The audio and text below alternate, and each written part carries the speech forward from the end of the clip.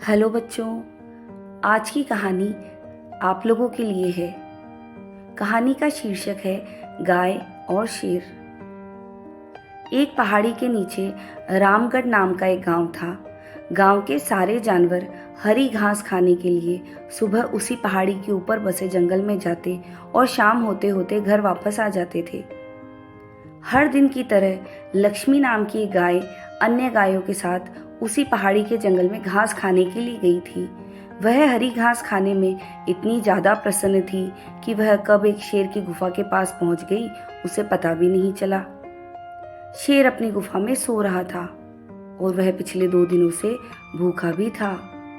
जैसे ही लक्ष्मी शेर की गुफा के पास गई, गाय की खुशबू से शेर की नींद खुल गई। वह शेर धीरे धीरे गुफा से बाहर आया और गुफा के बाहर गाय देखकर खुश हो गया। शेर ने मन ही मन सोचा कि आज उसकी 2 दिनों की भूख मिट जाएगी। वह इस तंदुरुस्त गाय का ताजा मांस खाएगा। और यह सोचकर उसने एक तेज दहाड़ लगाई। लक्ष्मी शेर की दहाड़ सुनकर डर जाती है। जब वह अपने आसपास देखती है तो वहां दूर दूर तक उसको कोई भी दूसरी गाय नहीं दिखी। जब वह हिम्मत करके पीछे मुड़ी तो उसे सामने शेर खड़ा हुआ दिखाई दिया। उस शेर ने लक्ष्मी को देखकर फिर से दहाड़ लगाई और लक्ष्मी से कहा, मुझे 2 दिन से कोई शिकार नहीं मिल रहा था। मैं भूखा था। शायद इसीलिए भगवान ने मेरा पेट भरने के लिए तुझे मेरे यहाँ भेजा है। आज मैं तुझे खाकर अपनी भूख मिटा लूंगा।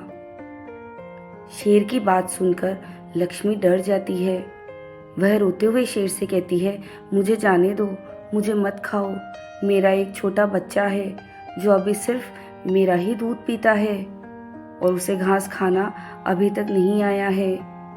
लक्ष्मी की बात सुनकर शेर हंसते हुए कहता है, तो क्या मैं अपने हाथ में आए शिकार को ऐसे ही जाने दूं?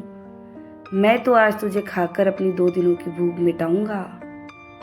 शेर के ऐसा कहने पर लक्ष्मी उसके सामने रोने लगी और विनती करते हुए कहती है कि आज मुझे जाने दो।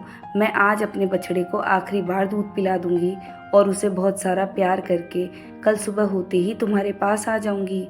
फिर तुम मुझे खा लेना और अपना भूखा पेट भर लेना। शेर लक्ष्मी की यह बात मान जाता है और धमकी देते हुए कहता है कि अगर कल तू नहीं आई तो मैं तेरे गांव आऊंगा, फिर तुझे और तेरे बेटे दोनों को खा जाऊंगा।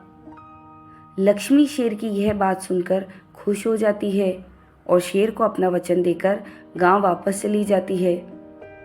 वहां से वह सीधे अपने बछड़े के पास जाती है, उसे दूध पिलाती है और बहुत सारा प्यार करती है। फिर बछड़े को शेर के साथ हुई सारी घटना बताती है और कहती है कि अब उसे अपना ख्याल खुद ही रखना होगा। वह कल सुबह होते ही अपना वचन पूरा करने के लिए शेर के पास चली जाएगी। अपनी माँ की बातें सुनकर बछड़ा रोने लगता है। दूसरे दिन सुबह होते ही लक्ष्मी जंगल की तरफ निकल जाती है और शेर की गुफा के सामने पहुंचकर शेर से कहती है, अपने वचन के अनुसार मैं तुम्हारे पास आ गई हूँ, अब तुम मुझे खा सकते हो। गाय की आवाज़ सुनकर शेर अपनी गुफा से बाहर निकल कर आता है और भगवान के अवतार में प्रकट हो जाता है। वह लक्ष्मी से कहते हैं, मैं तो बस तुम्हारी परीक्षा ले रहा था।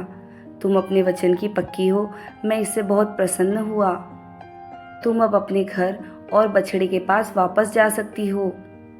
इसके बाद वे उस गाय को गौ माता होने का वरदान भी देते हैं और उसी दिन के बाद से सभी गायों को गौ माता कहना शुरू कर देते हैं। इस कहानी से हमें यह सीख मिलती है बच्चों कि हमें जान की बाजी लगाते हुए भी अपने दिए हुए वचन को पूरा करना चाहिए। यही हमारे दृढ़ व्यक्तित्व को दर्शाता है।